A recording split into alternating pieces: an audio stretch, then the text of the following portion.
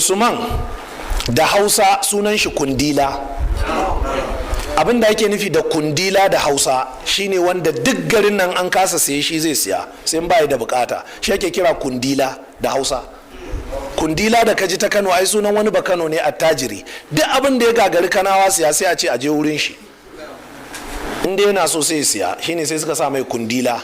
Suna ne na mukami, kowa ya kasa siye in aka je shi zai siya, shine sai a kira shi kundila. To Usman kundila ne.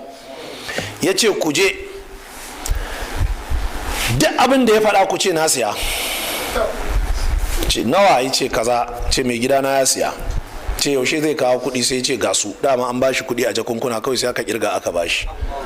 To yaya abin zai kasance? Sai ce yau ɗiba na, gobe ɗiban Usman. Aka rubuta takarda aka yi signing, shikenan. Sai Usman ya tara musulmi ya ce to shikenan, duk ranar da take ɗiba na ku je ku ɗiba kyauta, sadaka saboda Allah,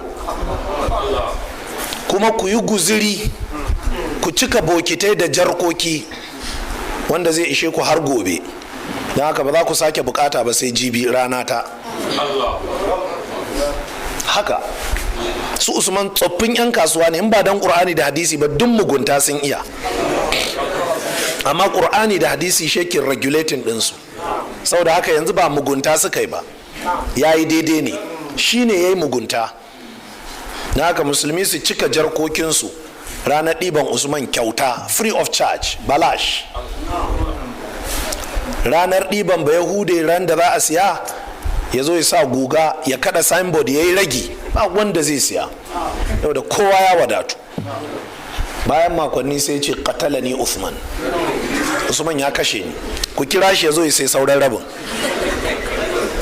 To kun ga a cikin harkar kasuwanci ko, to yanzu ba zai siye ta yadda ya siye ta da ba. Haka ake yi, da an siyan mai da rabin miliyan 1 ko, to yanzu tun da ya gane in bai siya ba bai da bukata, na haka yanzu sai siye ta siyan gaskiya. Haka kori Roma kunji. Sai Usman ya ce to da guga shi da gugar duk wani musulmi ɗaya ce a cikin wannan rijiya, kowa ya sha. Shi ne Usman ya leko da suka zo kashe shi ya ce kun san a garin nan an taɓa samun lokacin da ba ruwa ni na sai rijiyar Ruma, kowa ya sha rijiya kyauta. Suka ce Allahumma na'am. Ya ce amma yau kwana 3 ina azumi kun hana ni in sha ruwa makwarwa ɗaya. Suka ce Allahumma na'am, kwarai da gaske. Khawarij ne, Boko Haram. Boko Haram na farko kenan. Yes.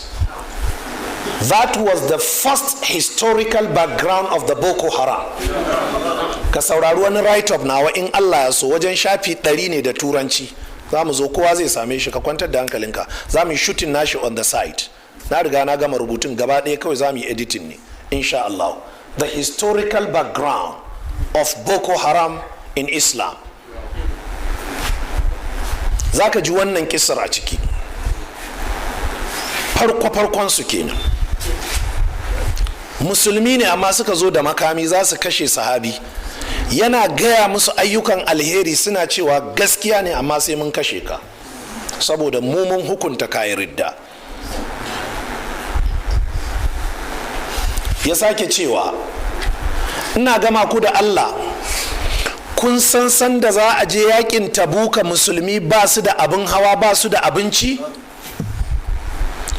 Na yo odar kaya a garin nan sun shigo, abinci da man gyada da man shanu, duk garin nan aka taya, amma na ce an bani ribar da tafi wannan? Na'am. Yaya tarihin yake?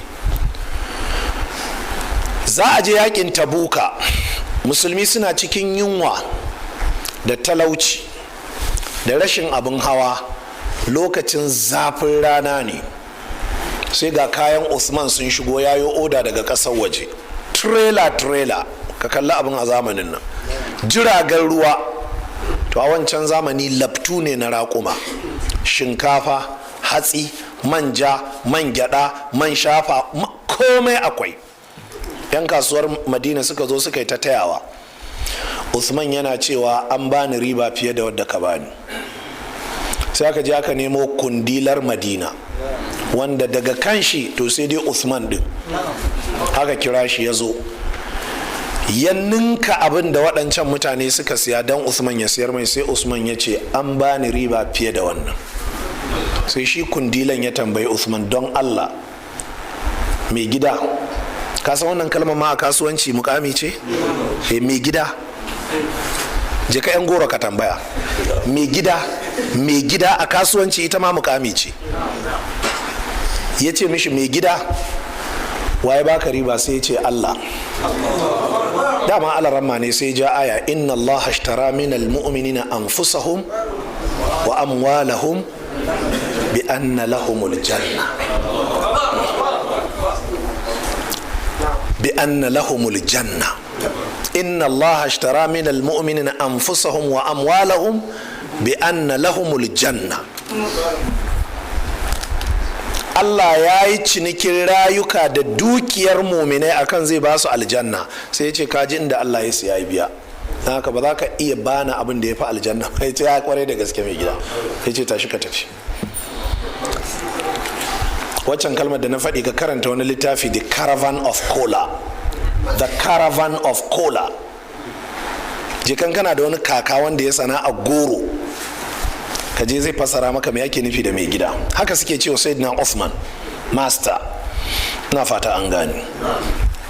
To mu dawo kan hadisin Uthman. Sai Usman ya ce waɗannan khawarij, ina gama ku da Allah, kuna da wannan tarihin? Suka ce muna da shi. Kun san me Usman yayi? Sai ya ce wannan dukiya da abinci gaba ɗaya da raƙuma duka, ya ce a ba sojojin musulmi su ci su sha, su bar wa iyalansu guzuri, su hau dawakan da raƙuman su je su jihadi. Manzon Allah na gida rana tsaka aka zo aka ce ga abin da Usman yayi. Manzon Allah ya jawo mayafin shi a guje taho masallaci, aka kira sallah aka tara musulmi.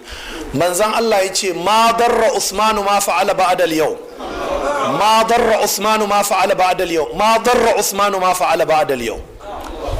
Manzo Allah ya ce musulmi daga yau duk abin da Usman ya wa Allah, Allah ya yafe mishi. Usman ba zai sake laifi a wurin Allah, Allah ya kama shi ba. Usman ya ce musu dan Allah kun san an yi haka?